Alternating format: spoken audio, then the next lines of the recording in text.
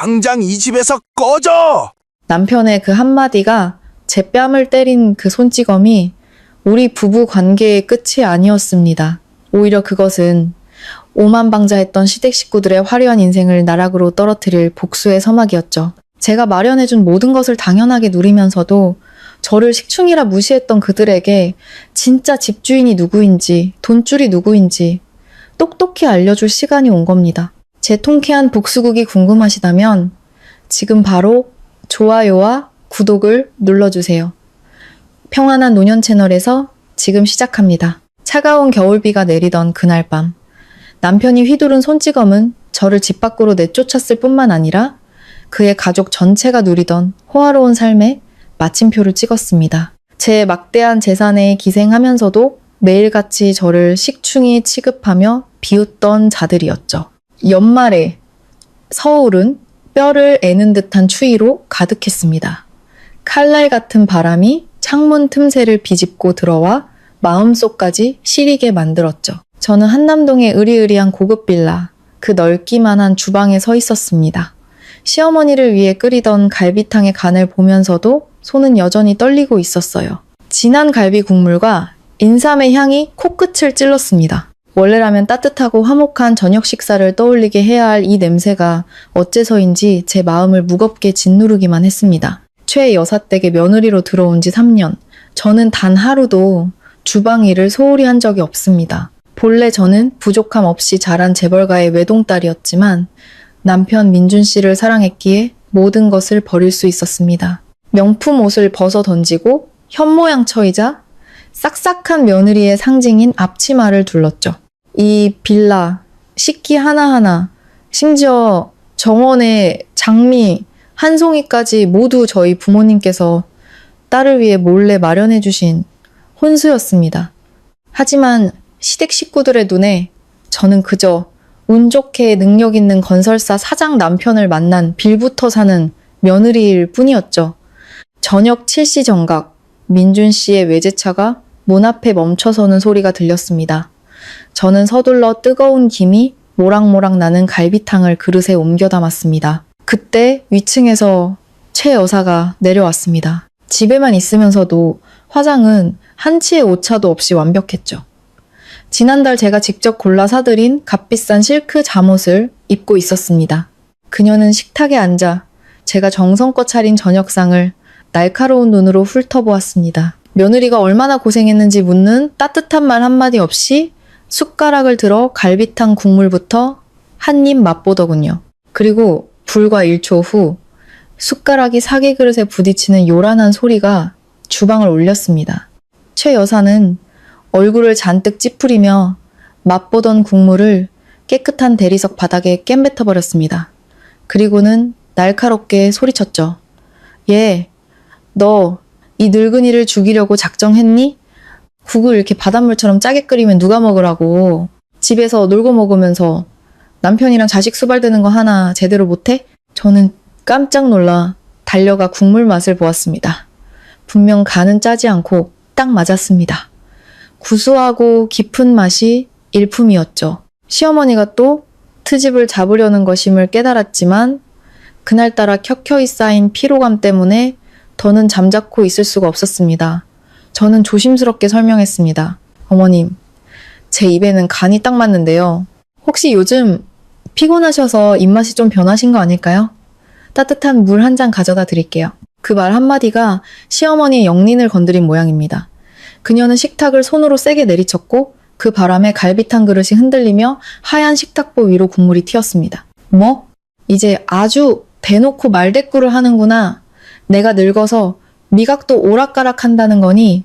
아니면 내가 너를 모함이라도 한다는 뜻이야? 저런 쓸모없는 거 들이지 말라고 내 아들한테 몇 번을 말했는데 그때 민준 씨가 집으로 들어섰습니다. 회사 일이 잘 안 풀렸는지 얼굴에는 살기가 가득했죠. 어머니는 얼굴이 벌개져 있고 아내는 변명을 하는 모습을 보자 그는 자초지종을 묻지도 않고 버럭 소리부터 질렀습니다. 대체 무슨 일인데 집안이 이렇게 시끄러워? 안 그래도 피곤해 죽겠는데 집에 와서도 편히 쉬지를 못하겠네. 아들이 온 것을 본 최 여사는 금세 태도를 바꾸어 울먹이기 시작했습니다. 아이고 민준아, 내가 국이 좀 짜다고 한마디 했더니 마누라가 눈을 부릅뜨고 대들지 보니 내가 늙어서 그렇다고 일부러 트집 잡는다고 하더라. 이 집안 꼴이 이게 뭐니? 민준 씨는 저를 돌아보았습니다. 그의 두 눈은 핏발로 가득했죠. 그는 제 손이 두려움에 떨고 있는 것도 지난 3년간 제 눈에 담겨있던 체념도 보지 못했습니다. 그저 울고 있는 제 어머니의 모습만 보았을 뿐이죠. 김서연, 당장 어머니께 사과해. 저는 남편을 바라보았습니다. 가슴이 찢어지는 듯 아팠지만 애써 평정심을 유지하려 했습니다. 전 잘못한 거 없어요. 국은 짜지 않았고 어머님이 먼저 이유 없이 저를 몰아세우셨어요. 당신도 최소한 국물 맛이라도 보고 판단해야 하는 거 아니에요? 제 말은 불에 기름을 붓는 격이었습니다. 민준 씨는 제게 달려들어 손을 휘둘렀습니다. 짝! 정신이 번쩍 들게 하는 날카로운 소리와 함께 왼쪽 뺨에 불이 났습니다. 어찌나 세게 맞았던지 몸이 휘청이며 차가운 바닥으로 쓰러졌습니다. 귀는 윙윙거리고 뺨은 화끈거렸지만 육체적인 고통은 심장이 느끼는 고통에 비하면 아무것도 아니었습니다. 제가 사랑했던 남자, 제 젊음과 배경을 모두 희생하며 곁을 지켰던 그가 짜지도 않은 국 한 그릇 때문에 저를 때린 겁니다. 남편은 문을 가리키며 얼음장같이 차가운 목소리로 말했습니다. 당장 이 집에서 꺼져. 우리 집엔 너처럼 시어머니한테 악착같이 대드는 며느리 필요 없어. 네가 뭔데 이 집에서 큰 소리야? 꺼지라고. 최 여사는 소파에 앉아 바닥에 쓰러진 제 비참한 모습을 보며 만족스러운 미소를 지었습니다. 주위의 모든 것이 멈춘 듯 했습니다. 저는 천천히 몸을 일으켜 입가에서 흘러나온 피를 닦아냈습니다. 그리고 민준 씨를 똑바로 쳐다보았습니다. 원망도, 애원도 아닌 극한의 실망감이 담긴 눈빛으로요. 저는 아무 말도 하지 않았습니다. 방으로 올라가 짐을 챙기지도 않았죠. 그저 흐트러진 옷매무새를 바로 하고 돌아서서 망설임 없이 현관으로 향했습니다. 밖에서는 겨울비가 더욱 거세지고 있었습니다. 하지만 제 마음속에서 몰아치는 폭풍은 바깥의 비바람보다 1000배는 더 거셌습니다. 빌라의 문이 등 뒤에서 쾅 하고 닫히는 순간 지난 3년간의 부부라는 연은 완전히 끊어졌습니다. 어둠이 짙게 깔린 한남동의 고급 주택가를 하염없이 걸었습니다. 살을 애는 듯한 겨울바람이 얇은 실내복을 뚫고 들어와 온몸을 시리게 했지만 이상하게도 춥게 느껴지지 않았습니다. 아마 심장이 이미 얼어붙어 버렸기 때문이겠죠. 지난 3년간의 기억들이 슬로우 모션 필름처럼 머릿속을 스쳐 지나갔습니다. 진정한 사랑은 물질적인 것을 초월한다고 믿으며 부모님의 반대를 무릅쓰고 민준 씨와 결혼했던 날이 떠올랐습니다. 시어머니가 입원했을 때 밤새 간호하며 대소변을 받아내던 제 모습도 기억났습니다. 민준 씨의 회사가 부도 위기에 처했을 때 몰래 제 돈을 넣어주고는 친구에게 빌렸다고 거짓말했던 수많은 날들도요. 그 모든 희생의 대가가 고작 뺨 한 대와 짐승처럼 쫓겨나는 것이었을까요? 저는 빗속에서 비틀린 미소를 지었습니다. 제가 틀렸습니다. 진심은 진심으로 돌아올 것이라 믿었지만 감사할 줄 모르는 사람들에게 제 희생은 그저 당연한 것, 식충이의 의무일 뿐이었습니다. 15분쯤 걸었을까? 빌라 단지 정문에 있는 경비실에 도착했습니다. 나이 지긋한 경비 아저씨가 비에 젖은 제 꼴을 보고는 깜짝 놀라 달려 나왔습니다. 사모님, 이게 무슨 일이십니까? 이렇게 비 오고 추운데 어딜 가세요? 택시라도 불러드릴까요? 저는 고개를 저었습니다. 덜덜 떨리는 와중에도 목소리는 이상할 정도로 차분했습니다. 괜찮아요, 아저씨. 혹시 전화 한 통만 빌려 쓸 수 있을까요? 제가 휴대폰을 두고 나와서요. 경비 아저씨는 서둘러 자신의 낡은 휴대폰을 건네주었습니다. 저는 지난 3년간 한 번도 걸지 않았지만 단 하나도 잊지 않고 기억하고 있던 번호를 눌렀습니다. 수화기 너머에서는 곧바로 전화를 받았습니다. 정중하고 나지막한 목소리가 들려왔죠. 네, 김 실장입니다. 저는 깊게 숨을 들이마시며 터져나오려는 울음을 삼켰습니다. 김 실장님, 저 서연이에요. 저 좀 데리러 와주세요. 한남동 빌라 정문이에요. 수화기 너머는 잠시 침묵이 흘렀고 이내 다급하고 걱정 가득한 목소리로 바뀌었습니다. 아가씨, 무슨 일 있으세요? 목소리가 왜 그러세요? 바로 가겠습니다. 15분이면 도착합니다. 조금만 기다리세요, 아가씨. 경비 아저씨에게 휴대폰을 돌려드리고 구석에 쭈그려 앉아 비바람을 피했습니다. 15분이라는 시간이 영원처럼 느껴졌습니다.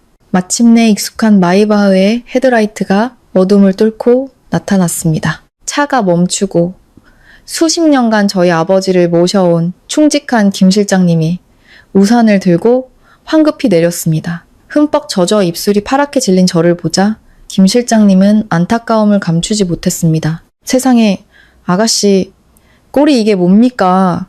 그 인간 쓰레기들이 아가씨한테 무슨 짓을 한 겁니까? 그는 자신의 두꺼운 재킷을 벗어 제 어깨에 걸쳐주고는 차 안으로 저를 부축했습니다. 따뜻한 히터 바람과 익숙한 가죽 시트 향에 정신이 조금씩 돌아왔습니다. 저는 김 실장님을 바라보았습니다.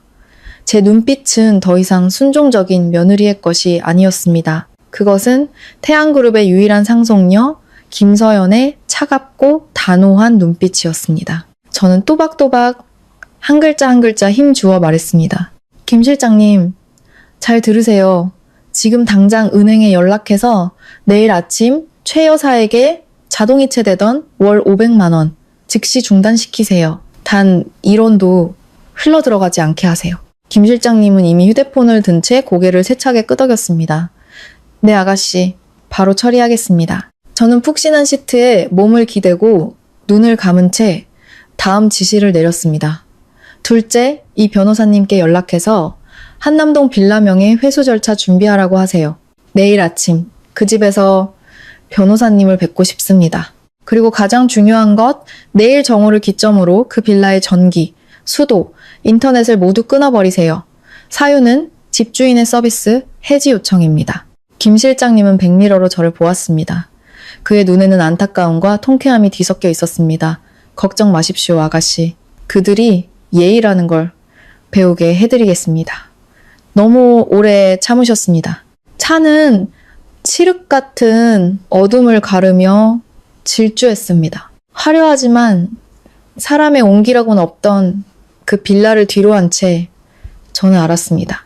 오늘 밤은 박민준의 가족에게 기나긴 악몽의 시작이겠지만 저에게는 자유의 시작이라는 것을, 저는 모든 것을 되찾을 겁니다. 단 하나도 빠짐없이 제 명예까지도요. 다음날 아침 겨울의 희미한 햇살이 민준 씨와 최 여사의 침실 창문으로 스며들었습니다.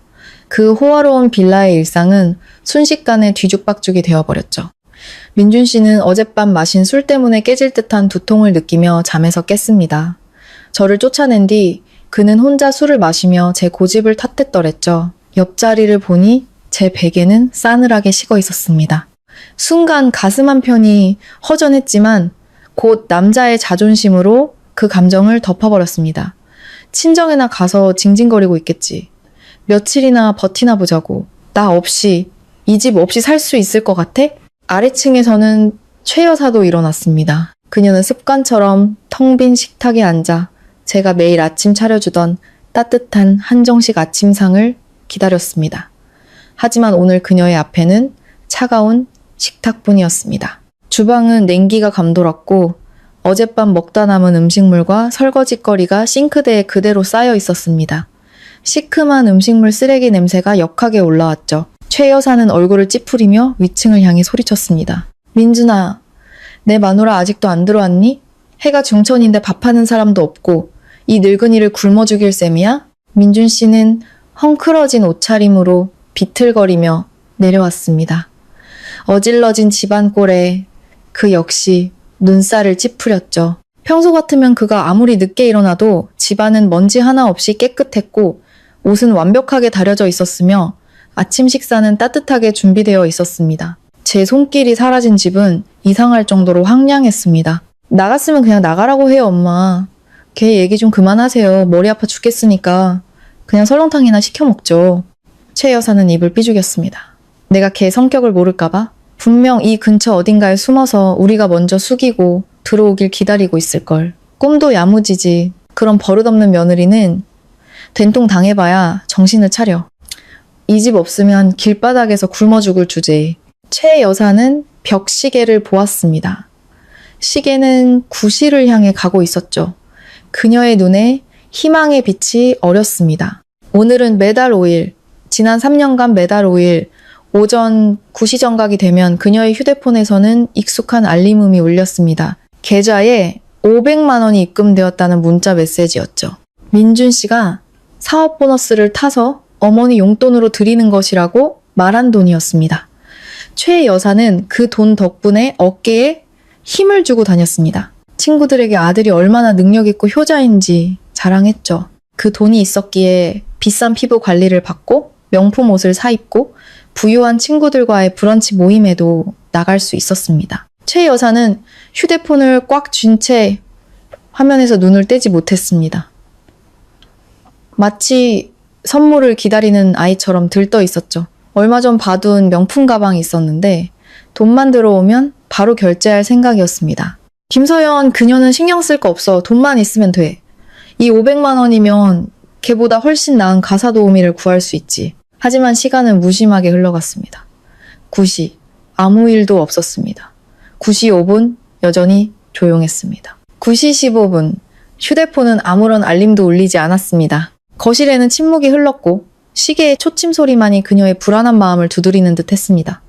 그녀는 안절부절 못하며 휴대폰 화면을 계속해서 확인했습니다. 그리고는 민준 씨를 재촉했죠. 민준아, 이거 어떻게 된 거니? 왜 아직 돈이 안 들어오지? 엄마 가방 사야 하는데 은행 전산 오류인가? 설렁탕을 먹던 민준 씨도 뜨끔했습니다. 그는 자기 회사의 재정 상황이 얼마나 어려운지 잘 알고 있었습니다. 그렇게 꼬박꼬박 보너스를 줄 형편이 아니었죠. 그는 그저 결혼 초에 지시해둔 대로 회계팀에서 알아서 이익금을 어머니께 보내주는 줄로만 알고 있었습니다. 민준 씨는 휴대폰을 꺼내 회계팀장에게 전화를 걸었습니다. 그는 스피커폰으로 전환해 최 여사도 들을 수 있게 했습니다. 시스템 오류 같은 합리적인 이유가 있기를 바라면서요. 2번의 신호음 끝에 전화가 연결되었습니다. 네, 이 대리입니다. 이 대리, 나 박 사장인데 오늘 어머니께 보내드릴 500만 원 아직 처리가 안 된 것 같은데 확인 좀 해줘요. 오늘 5일이잖아. 수화기 너머에서 잠시 키보드 두드리는 소리가 들리더니 이 대리가 의아하다는 듯 대답했습니다. 사장님, 그 이체건은 더 이상 실행할 수 없습니다. 최 여사는 그 말을 듣자마자 휴대폰으로 달려들어 소리쳤습니다. 뭐? 실행할 수 없다니? 매달 꼬박꼬박 보내주던 걸 왜 이번 달엔 안 된다는 거야? 일들을 어떻게 하는 거야? 이 대리는 차분한 목소리로 설명했습니다. 하지만 그 내용은 두 모자에게 찬물을 끼얹는 것과 같았습니다. 어머님, 사장님, 그 500만 원은 회사 자금에서 나간 게 아닙니다. 저희 회사는 지난 2년간 계속 적자 상태라 직원들 월급도 밀릴 판인데 어떻게 그런 큰 돈을 보너스로 드릴 수 있겠습니까? 민준 씨는 얼굴에서 핏기가 가시는 것을 느꼈습니다. 그는 더듬거리며 물었죠. 그럼 그 돈은 대체 어디서 난 겁니까? 매달 우리 어머니 통장으로 들어왔는데 그건 김서연 사모님 개인 계좌에서 나온 돈입니다. 사모님께서 매달 제게 이체를 위임하셨어요. 내용은 준이가 어머니께 라고 보내달라고 하셨고요. 하지만 오늘 아침 사모님께서 직접 전화하셔서 위임을 철회하셨습니다. 이 지원을 영구적으로 중단한다고 하셨습니다.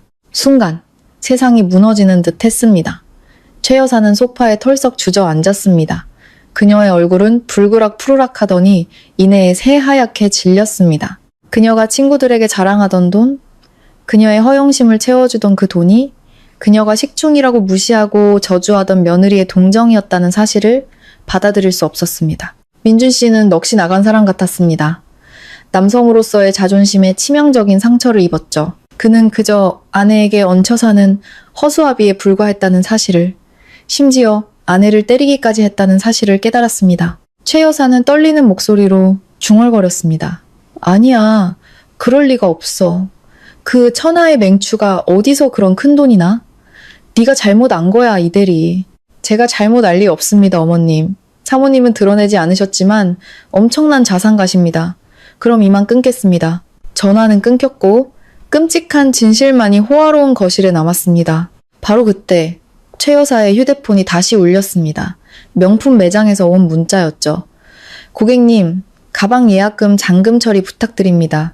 오늘 정오까지 입금되지 않으면 예약은 자동 취소되며 예약금 20만 원은 환불되지 않습니다. 최 여사는 패닉 상태에 빠졌습니다.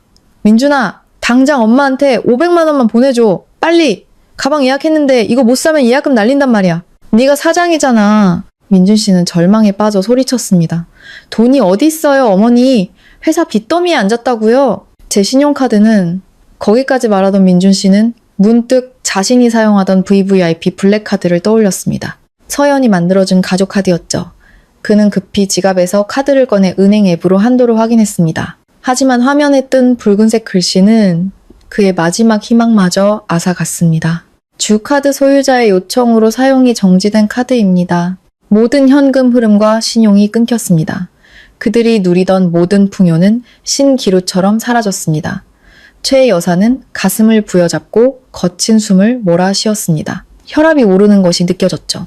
며느리를 쫓아낸 지 하룻밤 만에 이런 비참한 상황에 처할 줄은 꿈에도 몰랐습니다. 정오 무렵, 혼란이 채 가시기도 전에 또 다른 재앙이 닥쳤습니다. 85인치 대형 TV가 갑자기 퍽 소리를 내며 꺼졌고 천천히 돌던 실링팬도 멈췄습니다. 자동 차광 커튼이 작동을 멈추면서 집안은 순식간에 어두워졌습니다. 정전이야? 이런 고급 주택가에서 웬 정전? 민준아, 관리사무소에 전화해봐. 민준 씨는 휴대폰 손전등을 켜고 부엌으로 갔습니다.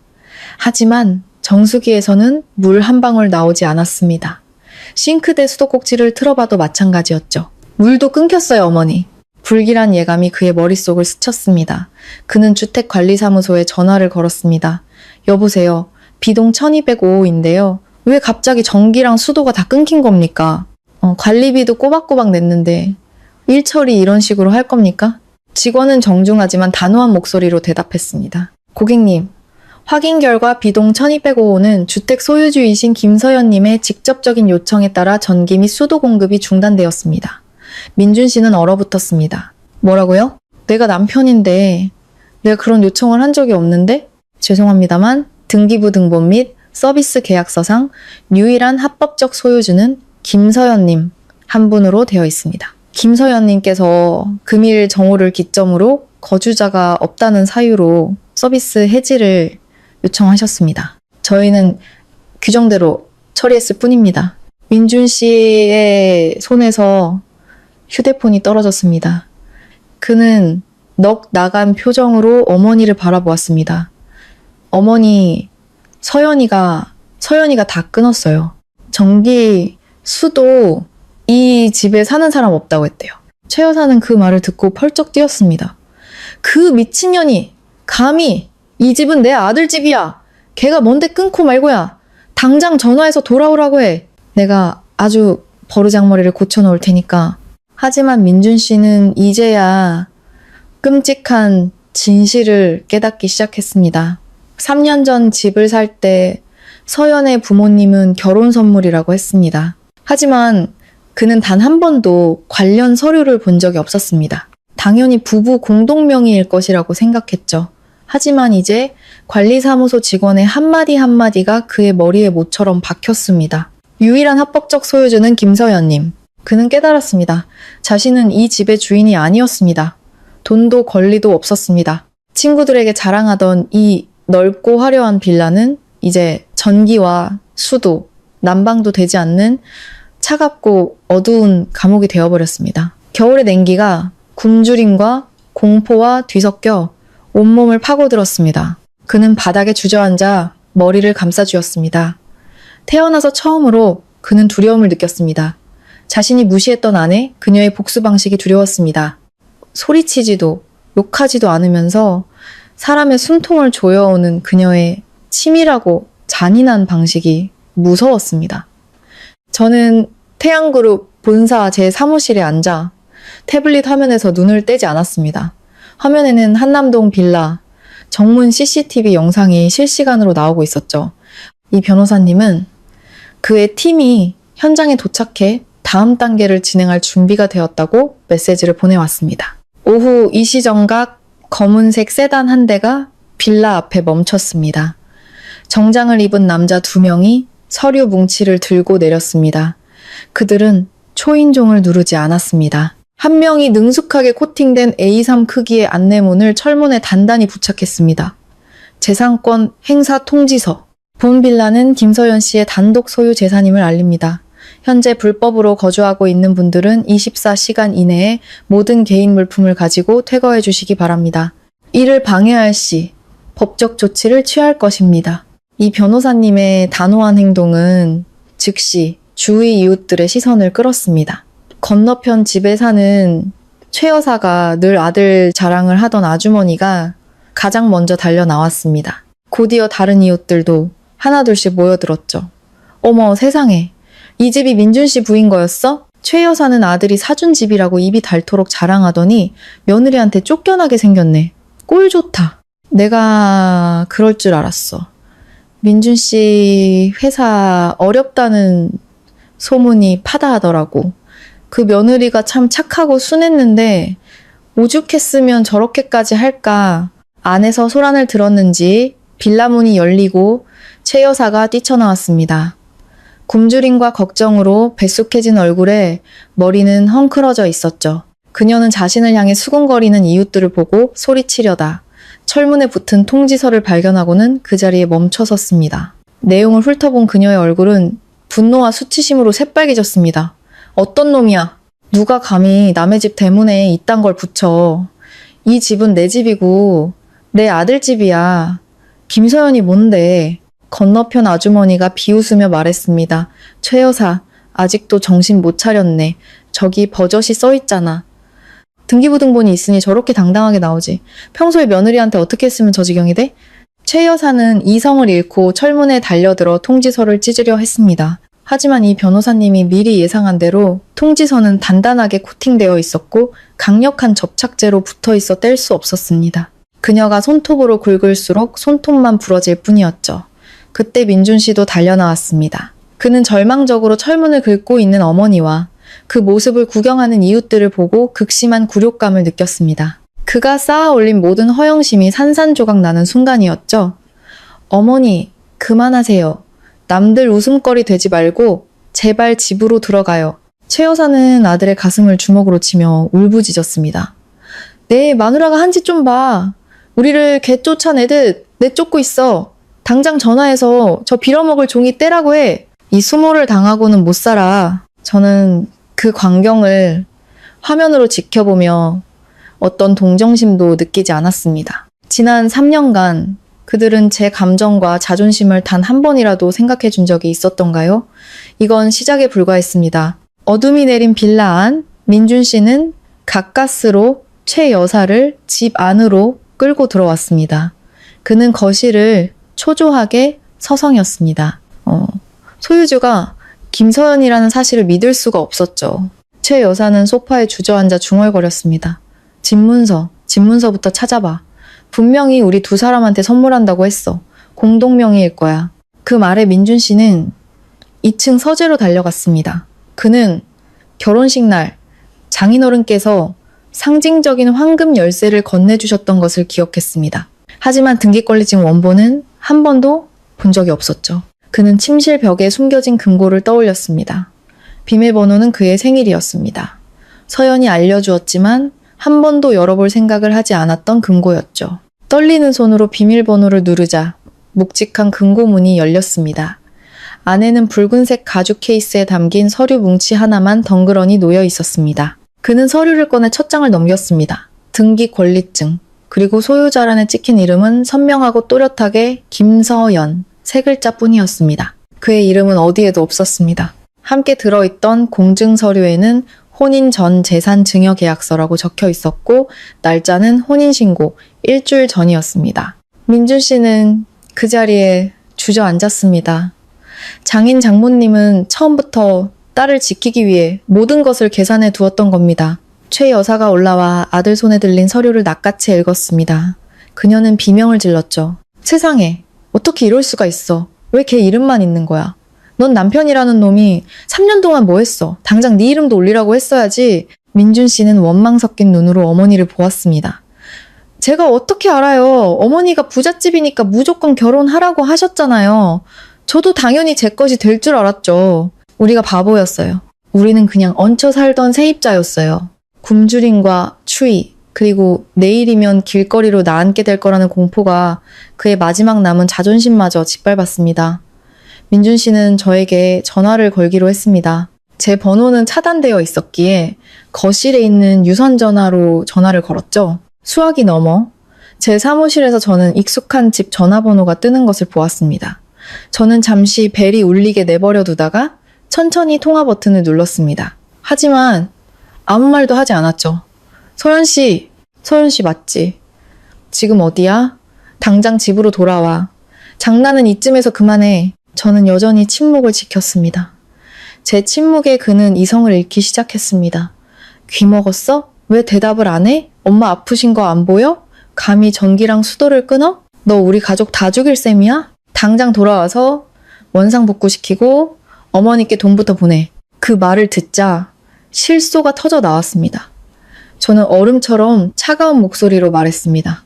당신이 꺼지라고 했잖아요. 그래서 꺼져줬어요. 내가 내 집에서 나가는데 내 돈과 내 집을 되찾는 게 당연한 거 아니에요? 설마 자기를 때리고 내쫓은 사람들을 내가 계속 먹여 살려줄 만큼 멍청할 거라고 생각했어요? 민준 씨는 할 말을 잃었습니다. 지난 3년간 단 한 번도 들어보지 못한 저의 싸늘하고 경멸적인 말투에 충격을 받은 듯 했습니다. 그래도 우린 부부잖아. 어떻게 이렇게 무정하게 굴어. 저는 비웃었습니다. 부부? 어젯밤 당신이 내 뺨을 때린 순간 끝났어요. 그 장면 집안 CCTV에 아주 선명하게 녹화되어 있더군요, 민준 씨. 법? 제 변호사는 아주 합법적으로 일 처리하고 있어요. 내일 24시간이 지나도 당신들이 나가지 않으면 그땐 예정을 봐서 이 정도로 끝내진 않을 거예요. 저는 가차 없이 전화를 끊었습니다. 더 이상 그 비겁한 남자와 말을 섞고 싶지 않았습니다. 수화기 너머에서 들려오는 단절음에 민준 씨는 전화기를 내던져 박살냈습니다. 그는 공포에 질려 떨고 있는 어머니를 보며 절망적으로 말했습니다. 어머니, 걔 안 온대요. 내일 정말로 우리를 쫓아낼 거래요. 끝났어요. 우린 다 끝났어요. 다음 날 아침 8시, 24시간의 유예기간이 끝났습니다. 빌라 앞에는 보안업체 직원들과 이 변호사님이 도착했습니다. 문을 열어주지 않자 기술자가 30초 만에 문을 열고 들어섰습니다. 잠에서 덜 깬 짠 모습에 민준 씨와 최 여사가 나왔습니다. 이 변호사님이 퇴거 명령서를 내밀었습니다. 박민준 씨, 최숙 여사님, 약속된 시간이 지났습니다. 저희 의뢰인 김서연님의 요청에 따라 여러분의 퇴거를 돕기 위해 왔습니다. 30분 드리겠습니다. 개인 짐을 챙겨서 나가주십시오. 최 여사는 자신이 아끼던 이탈리아제 수입 소파와 대형 TV를 가리키며 챙겨가려 했습니다. 하지만 보안팀장이 목록을 내밀며 막아섰습니다. 죄송합니다, 여사님.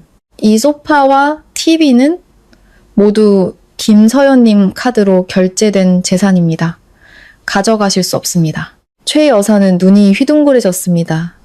그녀가 아끼던 양주, 장식품, 심지어 주방기구까지 모두 제가 산 것이었습니다. 그들은 자신들의 낡은 옷가지와 생필품 몇 개가 담긴 검은 비닐봉지 3개만을 챙길 수 있었습니다.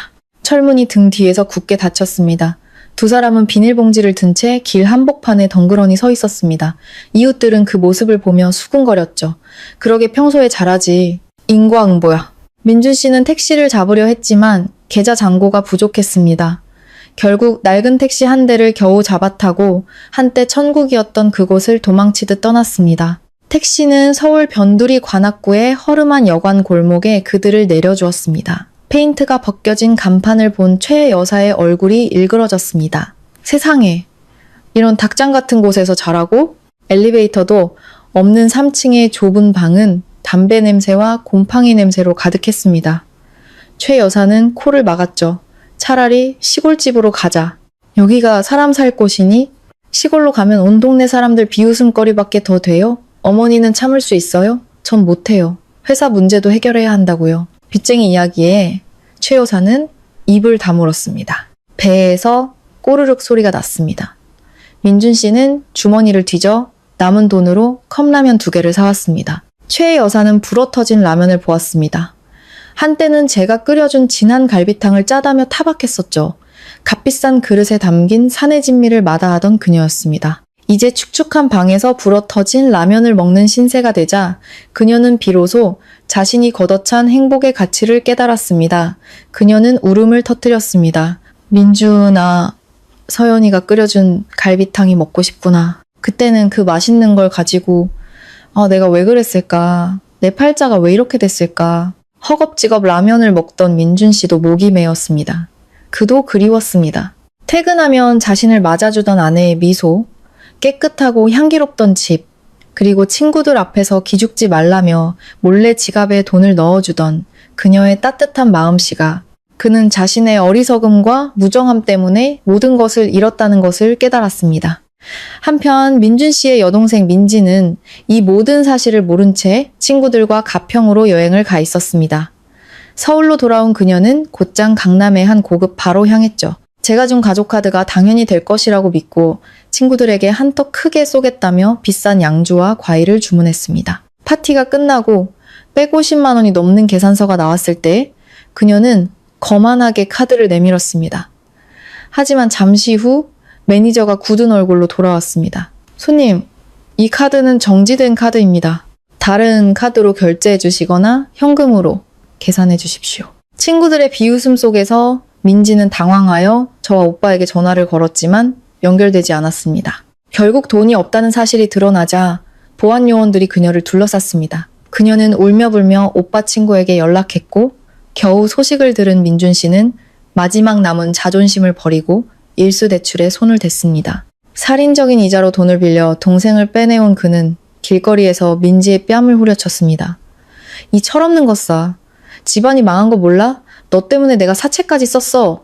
그렇게 민준 씨의 가족은 빚더미 위에서 허름한 여관방에서 비참하게 재회했습니다. 엎친 데에 덮친 격으로 민준 씨가 몰래 만나던 내연녀 아라까지 그를 버렸습니다. 그녀는 민준 씨가 파산했다는 소식을 듣자마자 그에게 이별을 통보했습니다. 오빠, 이제 빈털털이라며. 그럼 나한테 해줄 수 있는 게 없잖아. 우리 그만 만나. 그리고 그녀는 잔인하게도 민준 씨의 비리 증거가 담긴 USB를 들고 제 변호사를 찾아갔습니다. 이 안에 박민준이 2년간 회사 공금을 횡령한 증거가 다 있어요. 이 돈으로 저한테 선물 공세를 했죠. 김서연 씨가 이걸 필요로 할 것 같아서요. 대가로 현금일 0만 원을 원해요. 저는 그 제안을 받아들였습니다. 그 증거는 민준 씨를 영원히 재기 불가능하게 만들 마지막 한 방이 될 테니까요. 한편 여관방에서 최 여사와 민지는 저를 사회적으로 매장시킬 계획을 세웠습니다. 민지는 SNS에 라이브 방송을 켜고 눈물로 대중의 동정을 얻으려 했습니다. 재벌 며느리의 갑질, 병든 시어머니와 시누이를 엄동설안에 내쫓았습니다. 방송은 순식간에 화제가 되었고 저를 향한 비난이 쏟아졌습니다. 하지만 저는 당황하지 않았습니다. 방송이 절정에 달했을 때 저는 태양그룹 공식 페이지를 통해 500만 원과 뺨 한 대의 진실이라는 제목의 글을 올렸습니다. 그 글에는 지난 3년간 최 여사에게 매달 500만 원씩 총 1억 8천만 원을 보낸 은행 거래 내역과 그날 저녁 민준 씨가 저를 폭행하는 장면이 담긴 CCTV 영상이 첨부되어 있었습니다. 여론은 순식간에 뒤집혔습니다. 매달 500만 원이나 주는 며느리한테 식충이라니 저 시어머니 제정신인가? 남편이란 작자는 아내를 저렇게 때리고 내쫓아놓고 피해자 코스프레를 해? 대중의 분노는 불길처럼 번졌고 최 여사와 민지는 오히려 자신들이 판 무덤에 갇히게 되었습니다. 그 후 일주일 민준 씨는 완전히 폐인이 되었습니다. 회사는 파산했고 빚쟁이들에게 시달렸으며 길거리에 나가면 손가락질을 당했습니다. 그는 망연자실한 채 버스를 타고 한남동 빌라 근처를 찾아갔습니다. 멀리서 바라본 집은 여전히 아름답게 빛나고 있었죠. 그때 빌라 문이 열리고 제 마이바흐가 나왔습니다. 차창 너머로 보이는 저는 세련된 정장을 입고 자신감 넘치는 미소를 띤 채 통화하고 있었습니다. 3년간 그가 단 한 번도 보지 못했던 성공한 여성 경영인의 모습이었죠. 초라한 행색의 자신과 너무나도 대조적인 제 모습에 민준 씨는 뜨거운 눈물을 흘렸습니다. 그는 제가 자신을 위해 얼마나 많은 것을 희생했는지, 그리고 자신이 그것을 얼마나 무참히 짓밟았는지 깨달았습니다. 후회했지만 이미 너무 늦어버렸습니다. 최 여사는 결국 마지막 수단으로 태양그룹 본사로 저를 찾아왔습니다. 제 화려한 사무실에서 그녀는 제 앞에 무릎을 꿇고 눈물로 애원했습니다. 서연아, 내가 잘못했다. 제발 우리 민준이 좀 살려줘. 월 500만 원, 아니 300만 원이라도 좋으니 제발 예전처럼 도와다오. 저는 차가운 눈으로 그녀를 내려다 보았습니다. 일어서시죠. 제 사무실 바닥 더럽히지 마시고요. 당신은 잘못을 뉘우치는 게 아니라 그저 돈이 필요한 것 뿐이에요. 그 돈 차라리 어려운 이웃을 돕는 데 쓰겠습니다. 당신들처럼 은혜를 원수로 갚는 사람들에게는 단 1원도 아깝습니다. 저는 경호원들을 불러 그녀를 끌어냈습니다. 한 달 후 법원에서 우리의 이혼이 결정되었습니다. 민준 씨는 초라한 모습으로 나타나 재산 분할을 요구하려 했지만 이 변호사님이 지난 3년간 제가 그 가족에게 쓴 5억 원의 생활비 내역과 민준 씨가 진 4억 원의 빚을 공개하며 재산을 나누려거든 이 빚도 함께 나눠야 할 것이라고 말하자 그는 곧바로 요구를 철회했습니다. 그렇게 우리는 완벽한 남이 되었습니다. 그리고 이틀 뒤 제가 제출한 횡령 증거를 토대로 경찰이 민준 씨를 찾아갔습니다. 그는 낡은 여관방에서 빵을 먹다가 특정경제범죄 가중처벌법상 횡령 및 사기 혐의로 차가운 수갑을 차게 되었습니다. 최 여사는 아들이 경찰차에 실려가는 모습을 보며 오열했지만 아무것도 되돌릴 수 없었습니다.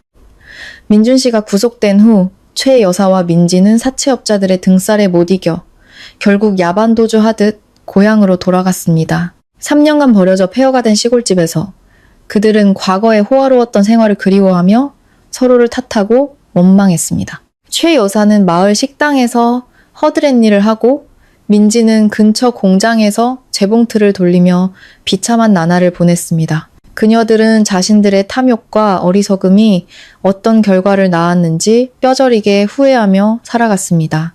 3년 후 저는 아름다운 제주도 바다가 보이는 펜트하우스 발코니에 서 있었습니다.